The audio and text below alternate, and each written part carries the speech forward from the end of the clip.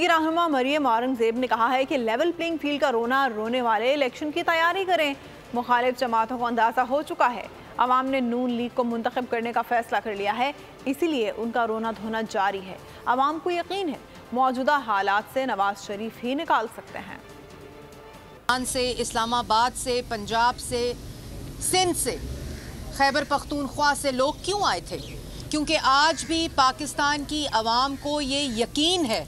कि अगर कोई भी मौजूदा हालात से, मुश्किलात से पाकिस्तान की अवाम को निकाल सकता है तो वही शख्स जिसने हर दफ़ा अपना मनसब संभालते ही पाकिस्तान की अवाम को रिलीफ और पाकिस्तान की अवाम की खिदमत की। ये वाहिद जमात है और हम अल्लाह ताला के फजलो करम से नवाज शरीफ की क़यादत में इलेक्शंस के लिए हम हैं तैयार, और हम तैयार हैं एक दफ़ा फिर नवाज शरीफ की क़यादत में पाकिस्तान के अंदर महंगाई इंशाअल्लाह ख़त्म करने के लिए, आज जिस नौजवान के पास डिग्री है उसको रोज़गार देने के लिए, आईटी के स्टार्टअप्स देने के लिए,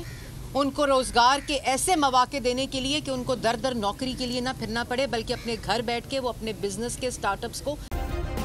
सब्सक्राइब करें और बेल दबाएं ताकि कोई खबर रह न जाए।